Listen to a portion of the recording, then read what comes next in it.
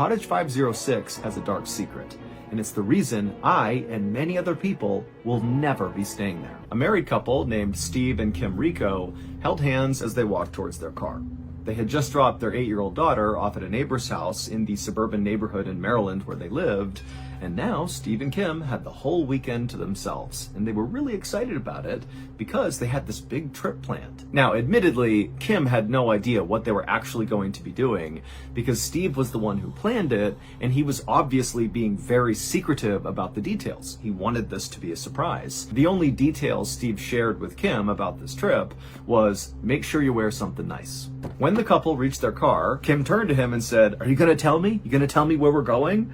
But Steve just grinned and said, "Nope, it's a surprise." Over the last year, Kim had seen a change in Steve. He went from being a shy person, but a person who could go out and function in society, to a shy person who basically stopped going outside altogether. And so Kim approached Steve and said, "You really need to go to therapy to get better here. I'll go with you. We can do couples therapy." But Steve refused. Kim decided she had just had enough. She was totally unhappy. She did not feel like Steve was going to change. And so Kim told Steve that she wanted to get divorced. And when Steve heard that, he realized the gravity of this situation. He knew Kim was unhappy with him, but he did not know she was thinking about separating. And so Steve kind of broke down and begged Kim to give him another chance. And Kim said, okay. And so that was how Steve wound up planning this very secret getaway on Valentine's Day. Steve pulled into the parking lot of the Harbortown Golf Resort. And as soon as he pulled into a spot and turned off the car, he clapped his hands and turned to Kim and said, "Okay, we're here." And Kim looked from her husband out to all the perfectly manicured grounds and the beautiful resort, and she smiled and leapt out of the car excitedly. The receptionist told them that their cottage where they were staying was like the nicest property at the resort. Kim and Steve were totally pumped. It was Cottage 506 and it looked out over the water. And when they went inside, Kim was totally wowed. It was this rustic suite with a wood fire stove in the middle and 2 queen-size beds and a little coffee table area for breakfast over here. It was perfect.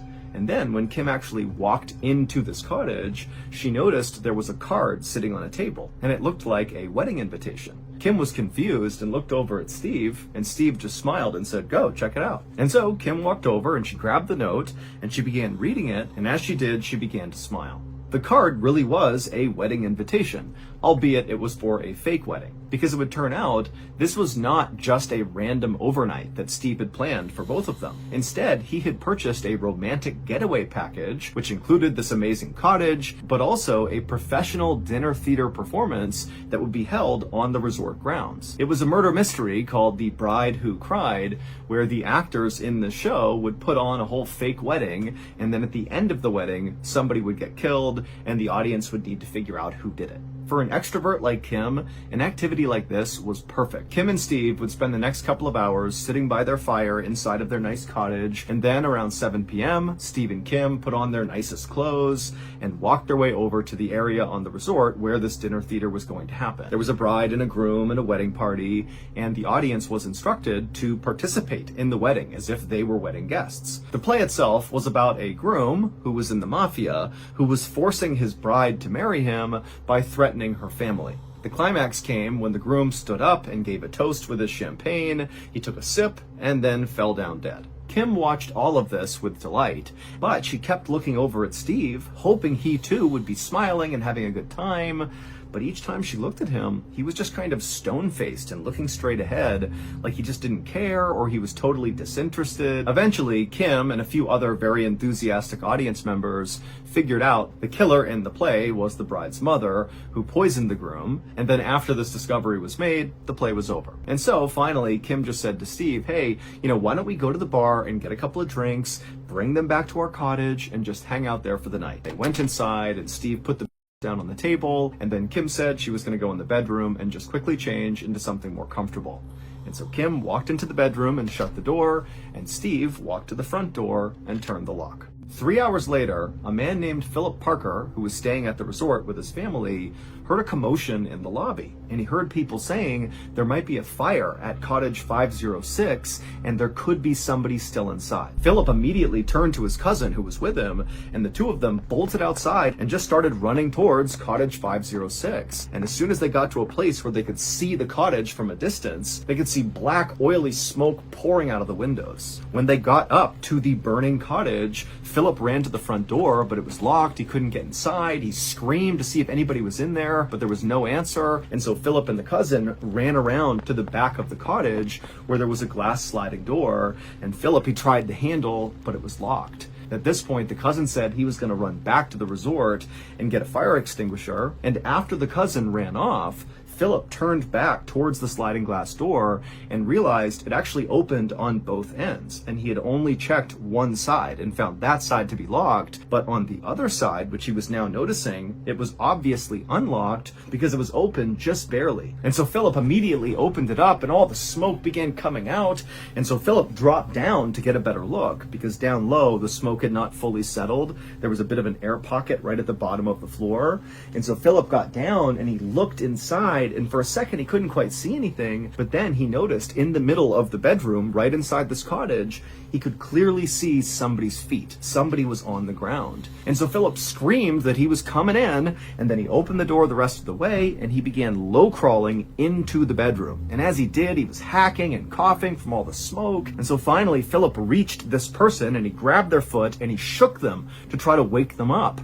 But they weren't moving. But the fire was getting bigger and stronger. The smoke was getting thicker. Philip was really starting to panic and was worried that he too would get trapped in here. And so he just grabbed this person's leg and began pulling them. And it was really hard, but he finally got this person back to the door. Philip's cousin showed up, and the two of them were able to grab this person and get them out of the cottage. And this was the moment when Philip finally got a look at the person he was just dragging out. And it was immediately clear to him that this person was deceased. Their face was basically gone. It was completely burned away. In the days and weeks leading up to this weekend, Steve really was taking secret phone calls and writing notes down in his journal because he was planning something very special. But he was not the only one with plans for this weekend. Here's what police say happened after Kim and Steve got back to their cottage. A couple of minutes later, Kim came out of the bedroom wearing something, and she looked at Steve and smiled and said, "Come on, get in bed. I'll join you in a second." He climbed in bed and he laid down. And Kim, she walked over and got something out of her bag. And then she walked back over to the bed and she pulled out a syringe and she stabbed it into Steve before he could do anything. And she injected him with something called succinylcholine. Kim had access to this drug from her job as a surgical tech. Succinylcholine is used to relax people's muscles during surgery. But if you give someone too big a dose, it can stop their breathing. And this drug works pretty much instantly, which means Steve would have seen his wife stab him with that syringe, but then instantly he would have been totally paralyzed, but fully awake and fully alive. And so as he was laying there, he would have seen his wife put the syringe down and then grabbed lighter fluid and then walked over to him and calmly poured the lighter fluid all over Steve's face and chest. And then one of Steve's final images he likely saw before his lungs stopped working and he died was his wife striking a match and lighting him on fire. After lighting Steve on fire, Kim casually walked out the back sliding door. She shut it, leaving it open just a crack, and then she made her way to the resort lobby where she put on this big act about how her cottage was on fire and she thinks her husband was still inside. And Philip overheard Kim say that her husband might be inside the cottage, which is when he and his cousin jumped into action. They ran to the cottage and ultimately found Steve deceased inside of the cottage. Ultimately, Kim never intended to give Steve a second chance in their marriage. She was already having an affair with a much younger man who was in the Marines, and she was just done with Steve. And so as Steve began telling his friends and family how he was going to make a huge effort to save his marriage, Kim was going around to her friends and literally openly talking about how she wanted to murder her husband. But nobody took her seriously. They thought she was just kind of venting and being kind of dramatic. But as soon as the news broke that Steve had died in this fire and Kim had not, people rushed to the police to tell them, pretty sure Kim had something to do with this. Kim was convicted of her husband's murder, and she was sentenced to life in prison. It would turn out the primary reason why Steve was so secretive before going on this trip was he really wanted it to be this unbelievably special, romantic, kind of like recreation of the couple's first date. And so what he was doing is he was calling all of Kim's friends and family members and asking them questions about things Kim liked because he wanted to incorporate all of her interests in this trip. And then after these calls, when Steve was writing in his journal, that was not just writing down like logistics of the trip. He was also writing down how much he loved Kim and how excited he was for their future and what they would build together as a family. I mean, Steve really believed they were on a path to reconciliation. But of course, that just was not the case.